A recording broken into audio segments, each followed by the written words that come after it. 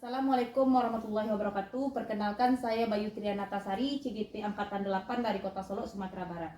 Yang pada hari ini akan melakukan aksi nyata modul 2.3, yaitu praktek coaching supervisi akademik, di mana kegiatan tersebut adanya nantinya pra-observasi, observasi, dan kegiatan pasca observasi. Dan hari ini saya akan melakukan coaching bersama rekan mengajar saya, yaitu Bapak Budi. Selamat siang Pak Budi. Selamat siang Ibu Bayu. Bagaimana kabarnya hari ini Pak? Alhamdulillah sehat. Apakah Bapak bersedia untuk melakukan observasi bersama saya Pak? Saya bersedia Ibu Bayu.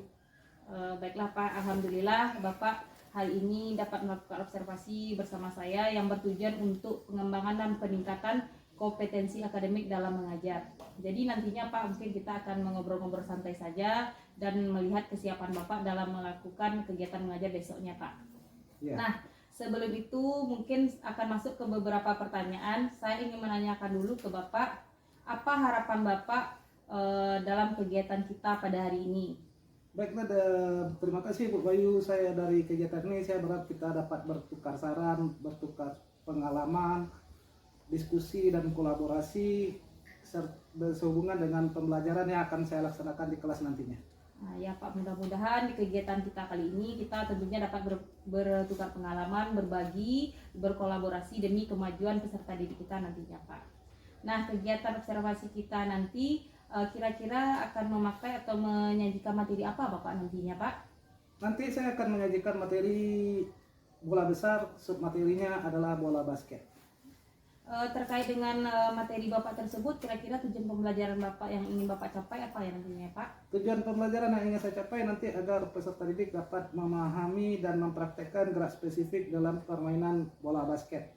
Nah, sebagai tujuan yang sudah Bapak sebutkan terkait dengan kegiatan observasi kita nantinya, persiapan apa yang sudah Bapak bisa lakukan nantinya Pak? Persiapan yang sudah saya lakukan adalah menyiapkan perangkat seperti modul ajar, materi ajar, media, dan LKPD.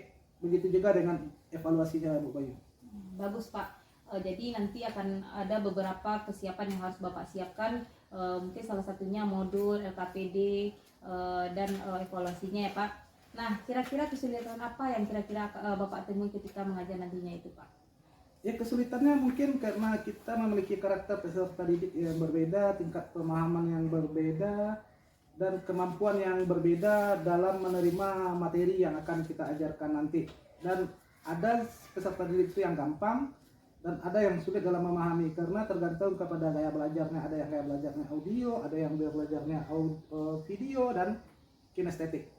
Oh, jadi begitu ya Pak. Jadi kira-kira strategi apa yang akan Bapak gunakan untuk menyelesaikan kesulitan yang Bapak alami?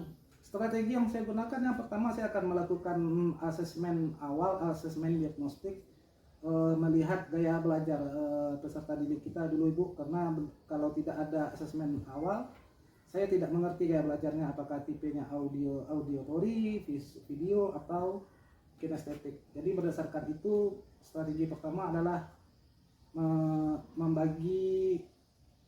mengetahui gaya belajar, setelah itu membagi mereka sesuai dengan kelompok mereka masing-masing sesuai dengan gaya belajar. Oke Pak, jadi strategi Bapak nantinya mungkin akan memberikan asesmen di awal ya Pak, sehingga Bapak mengetahui gaya belajar peserta didik Bapak masing-masingnya. Nah Pak, jadi bantuan seperti apa yang akan Bapak lakukan nantinya Pak?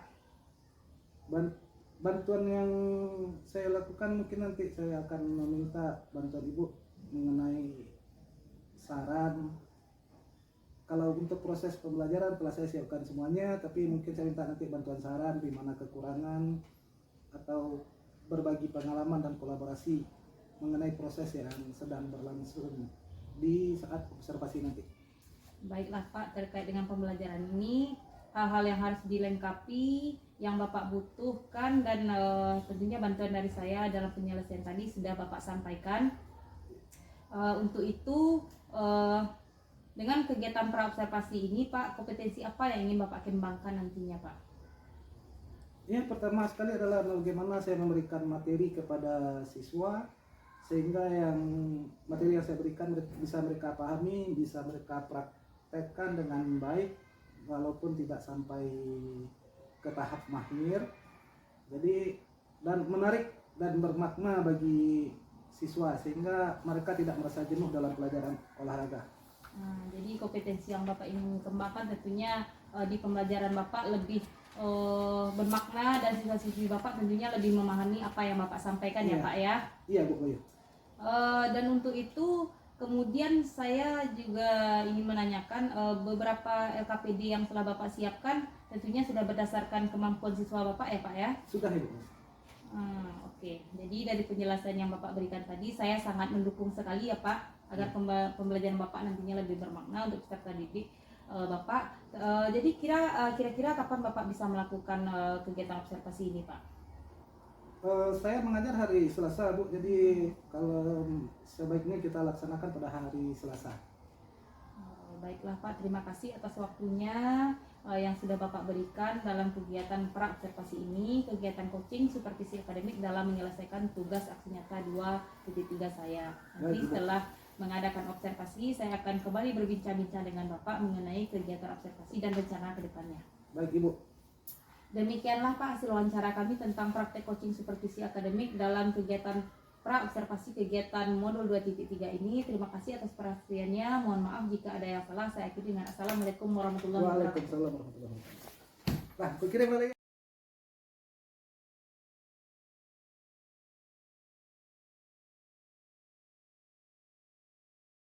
Waalaikumsalam warahmatullahi wabarakatuh.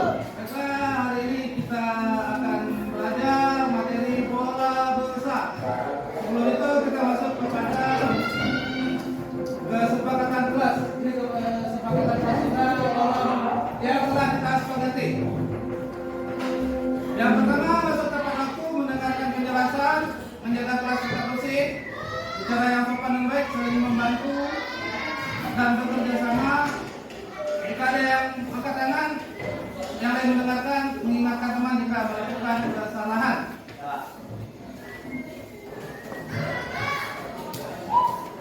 Tujuan pembelajaran kita, jadi kita sekarang adalah bola besar yaitu basket. Tujuannya melalui pengamatan media elektronik, video dan gambar, peserta didik mampu memahami aktivitas gerak spesifik melempar, menangkap dalam permainan basket. Yang kedua, melalui diskusi, peserta didik dapat membuat kesimpulan tentang gerak spesifik dalam permainan basket. Basket, pengertian bola basket. Nah, sekarang kita masuk ke pengertian bola basket.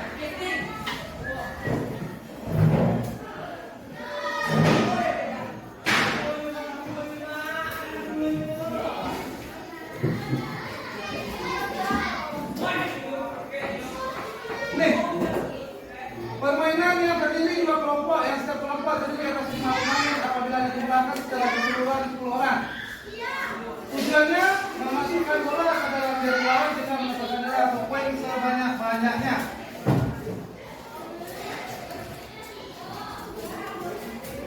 Nah, dalam basket ada yang namanya gerak spesifik. Bahasa awalnya juga gerak spesifik. Teknik. Pernah dengar kata teknik?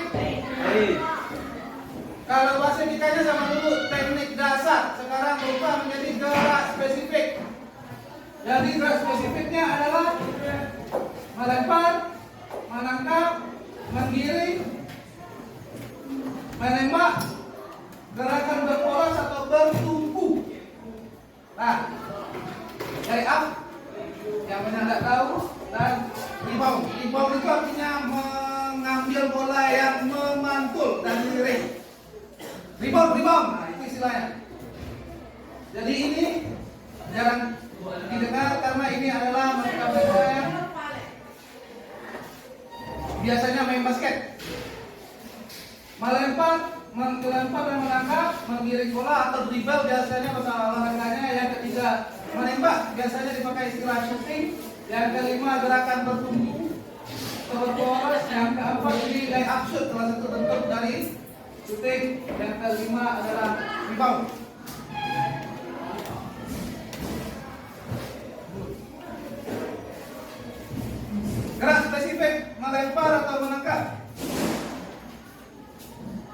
Yang harus dikuasai adalah satu. Untuk dapat melempar dan menangkap, yang harus dikuasai adalah cara memegang dan menangkap bola. Yang terdiri dari yang pertama, chest pass, ball pass, dan overhead pass. Chest pass yang mana? Dari dada. Kita melakukan lemparannya dari dada. Ball pass, mantul ke bawah, dorong bola ke bawah. Overhead, atas. Dari belakang, tapi dari atas, betul dari atas.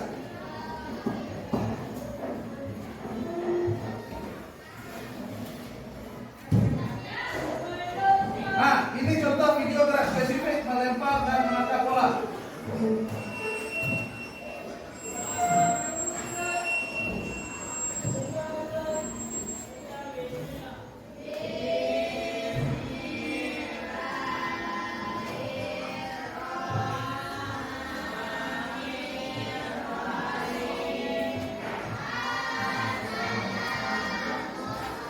Chest pass. Ini yang chest pass dari depan dada.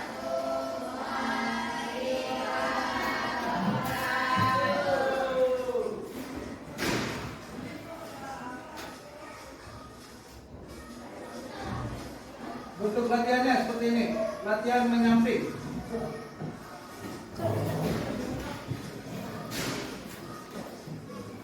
One pass.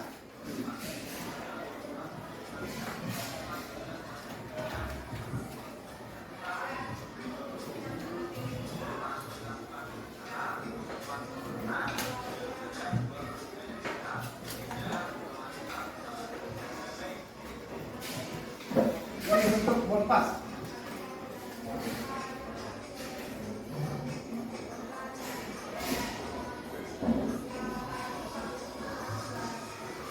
Jaraknya 2/3 dari jarak kita dengan orang, dengan teman. Jadi bolanya memantul dekat langsung diambil oleh teman.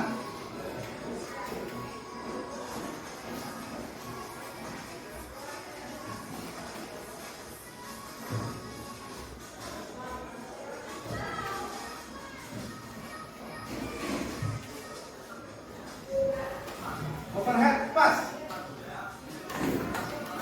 Dari atas kepala.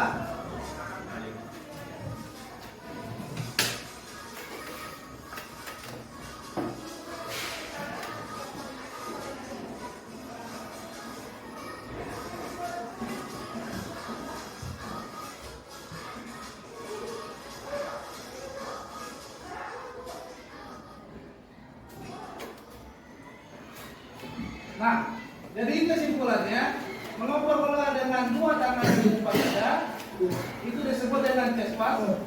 Ball pass, passing pada permainan bola basket yang dilakukan dengan cara memasukkan bola ke lantai. Nah, ada pun overhead pass, teknik melempar bola dari atas kepala. Mengoper bola adalah salah satu usaha untuk membagi atau memberi bola kepada teman agar dapat memasukkan bola ke keranjang lawan sesuai dengan tujuan permainan basket, yaitu memasukkan bola ke keranjang lawan dengan teknik passing yang terdiri dari chest pass, ball pass, dan overhead pass. Terima kasih. Nah, silakan dibagi per kelompok. Seperti yang Bapak lakukan tadi, silakan dibagi per kelompok. Gabung. Kelompok 1, 2, 3.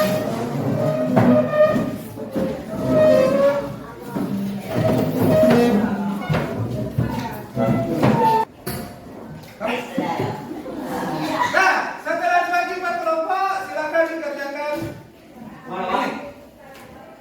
Langkah pelaksanaan teknik dasar passing berdasarkan video yang kalian lihat tadi. Kelompok 1 membuat langkah-langkah mengenai chest pass. Kelompok 2 membuat mengenai ball pass. Kelompok 3 membuat mengenai overhead pass. Nah, silakan dikerjakan. Keluarkan buku, dikerjakan. Pak, satu bersama atau Bapak? Satu bersama. Satu bersama. Buku. Bisa.